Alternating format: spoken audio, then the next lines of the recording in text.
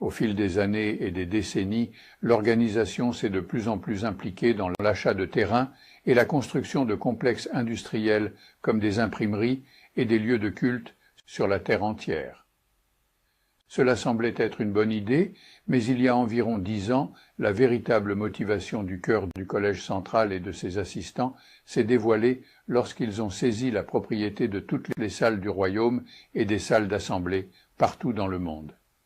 Stephen Lett a présenté ça comme une direction de Jéhovah, une action merveilleuse et d'amour que nous ne trouverions jamais dans une organisation terrestre. Ce qu'ils ont fait, c'est d'annuler tous les prêts en cours. Imaginez cela. Mais, derrière la scène, ils ont forcé les anciens à remplacer tout remboursement de prêt par un prétendu don, voté par une résolution de la congrégation, et il devait être d'un montant au moins égal à celui du paiement du prêt précédent. Oh, et en plus de cela, ils ont saisi la propriété de toutes les salles du royaume et des salles d'assemblée partout dans le monde. Si une congrégation avait protesté, elle aurait été dissoute. Si les anciens nommés administrateurs avaient refusé de se conformer, ils auraient perdu leur charge. Et bien sûr, toute opposition réelle aurait été traitée par le processus d'excommunication. Toute autre organisation agissant de cette façon, sans le voile de la religion pour la protéger, aurait été accusée de racket. Bref, ils s'en sont tirés parce que les témoins croyaient encore que le Collège central faisait tout cela avec les meilleures intentions. C'était simplement une façon plus efficace de gérer et d'entretenir ses propriétés à la gloire du nom de Jéhovah. Mais cette façade a commencé à s'effriter quand des comités spéciaux ont été créés par le siège mondial pour identifier les propriétés des salles pouvant être vendues. L'ombre cupide du pharisien se profilait à l'horizon. Selon les données de 2016, des salles du royaume ont été vendues arbitrairement, sans aucune consultation avec les membres des congrégations qui bénéficiaient de la salle. Les frères et sœurs qui avaient travaillé si dur pour financer et construire leur propre salle, brusquement se sont retrouvés expulsés et forcés de parcourir de longues distances pour trouver une autre salle. Et donc, nous arrivons à l'annonce de la réunion de cette année concernant 2 nouveaux membres du Collège central. Maintenant, on fait croire aux témoins que les hommes du Collège central sont l'élite, les meilleurs des meilleurs. Ce sont ceux qui doivent être les futurs rois qui régneront avec Jésus-Christ au ciel. Ces hommes sont considérés comme les plus spirituels de tous les témoins de Jéhovah. Ainsi, un nouveau membre du Collège central est sans doute quelqu'un qui a passé sa vie dans le ministère à plein temps, prêchant dans des pays étrangers et donnant un bel exemple de dévouement, sans réserve, envers Jéhovah Dieu. Il n'est pas un homme d'affaires qui se consacre à l'acquisition de richesses, un négociateur. Il n'est pas quelqu'un d'impliqué dans le monde de Satan. Maintenant, avec cela à l'esprit, on peut se demander pourquoi ils ont choisi Jody Gédélé.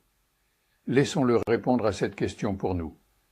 Le label certifié CCIM est reconnu dans le secteur de l'immobilier, tant au niveau local aux États-Unis qu'au niveau international, comme un titre de premier plan dans le domaine de l'immobilier. Le CCIM signifie membre certifié en investissement commercial.